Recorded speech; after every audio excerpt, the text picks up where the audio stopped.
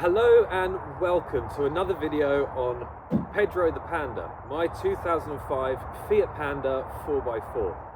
In this video, as you can see from the title, I will be talking about what is it like living with a modified Fiat Panda 4x4. I will be discussing what is it like to drive on and off-road, the running costs, the maintenance costs, the things I like, the things I don't like, and discuss the impacts of modifying this Fiat Panda. And if you want to see a detailed video on everything I've done to Pedro the Panda, I've linked a video up here in the corner, which is a run through and a walk around of the car, and it explains everything I've done. I've also linked up here another video I've done, which is a beautiful green lane in the Lake District. I also thought I should clarify that this isn't just a weekend toy. This is actually my daily car that I use every day for commuting and general other driving. I'm also currently in the woods where I work, and I thought this would be a great place to talk you through what it's like living with a modified Fiat Panda.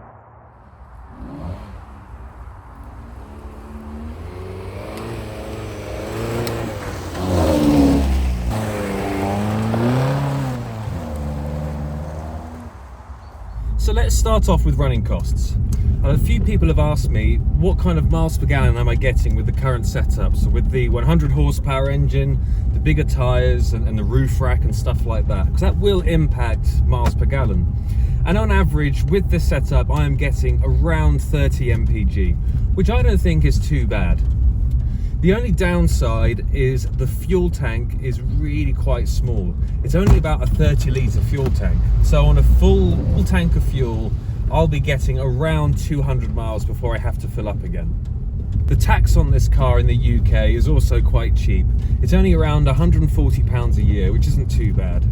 Now, because this car shares 90% of its components with the normal Fiat Panda, all your kind of wear and tear items are quite easy to get hold of at relatively short notice. So things like oil filters, oil, discs, pads, air filter, cam belt, all that kind of stuff, they're all pretty much off the shelf. You can get it the same day or the next day, which is quite handy.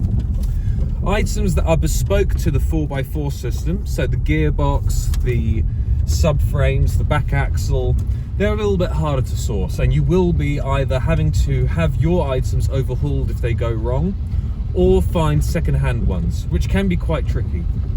But luckily the parts that are available for this car, such as what I said earlier, discs and pads and so on, they are very, very cheap.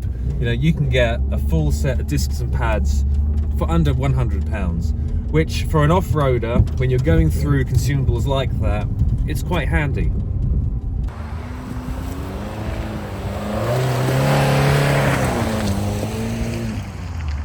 So how have the modifications that I've done to this car impacted the way it drives? Well, there are a lot of positives, but also some negatives. So when I first got the car, when it was completely standard, I would get quite easily over 40 miles per gallon.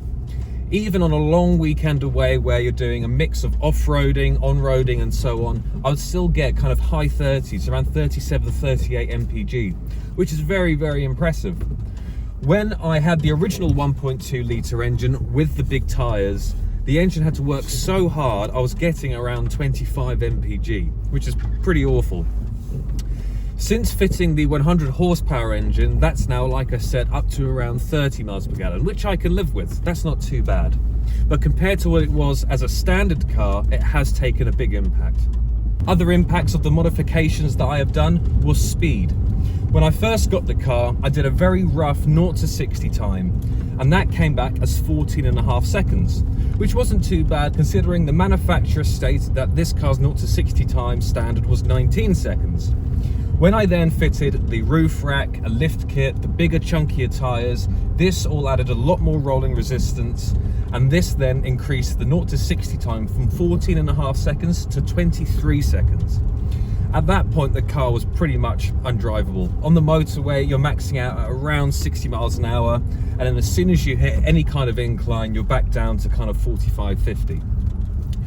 After fitting the 100 horsepower engine, this has made a huge difference, and I would say that the 0 to 60 time now is around 12 seconds, which is a big improvement and perfectly livable.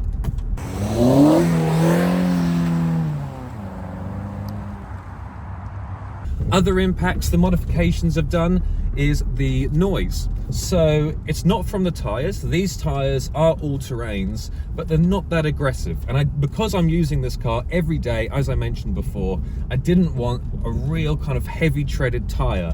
What has caused some noise though is the roof rack. Only at a very specific speed of around 42 to 45 miles an hour, you get a very slight wind noise. Other impacts are the snorkel. So when I first did the snorkel setup on the original engine, the engine noise coming from the snorkel was so loud and it wasn't particularly a nice noise. With this engine though, the snorkel noise has definitely increased, but it's changed from an unpleasant noise to quite a nice one. This is what it sounds like.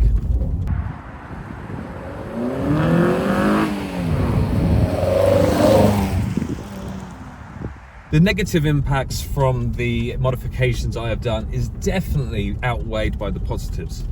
So this car, when it was standard, is very, very capable off-road. So much so that it would show up a lot of your normal kind of well-known four-wheel drive cars. The main thing this car suffered with in its standard form was ground clearance. When I was taking it off-road, I was forever scraping the underneath, bashing it on rocks, scraping it and bottoming out the suspension. So fitting the bigger tires, cutting the arches away, fitting a lift kit has been the best modification.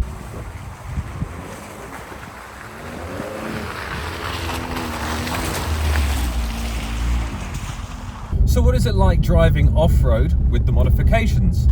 Well, overall, like I said, with the ground clearance, it has dramatically improved the whole experience.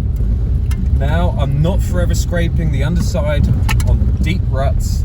I've got the grip from the all-terrain tyres to pull me out of tricky situations, and I've got the power from the engine to really help kind of pull me through things.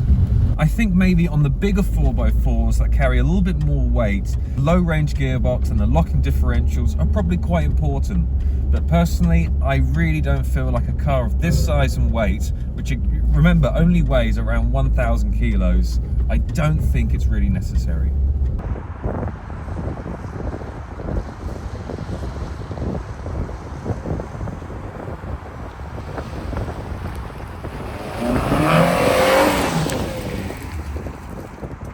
What about reliability?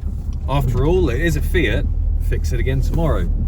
But if I'm being honest, the car has been perfectly reliable. It's never let me down. I've had to do general kind of maintenance and wear and tear items, but in terms of an actual mechanical breakdown that has left me stranded, I haven't had one.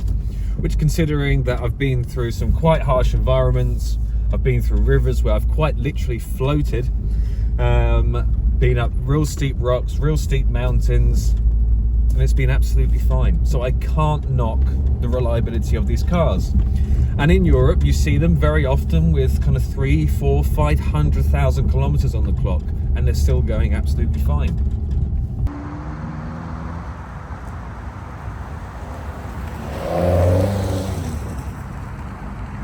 But what is it like on road? Which, like I said, I do drive it every single day. This is my daily car. I use it to commute in, and I use it to go out in normally. And if I'm being honest, most of the time when you're just cruising around, it feels just like a normal Fiat Panda.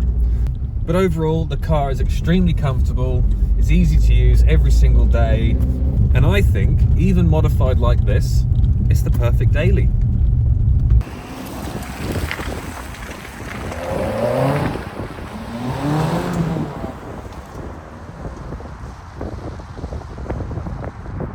So there we are. That essentially wraps up my video on what is it like living with a modified Fiat Panda 4x4. My next video is going to come out very soon, which will be a full lighting system upgrade. So new spot lamps, a light bar on the roof, lighting all around the outside of the car, and I'm going to fit a switch panel up on the roof here.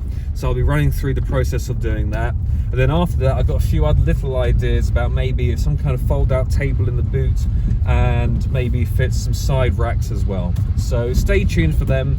And if you've enjoyed the video, think about watching my other videos on this channel, and also think about following my Instagram page, where I upload a lot more there every single day, which is the Panda 4x4.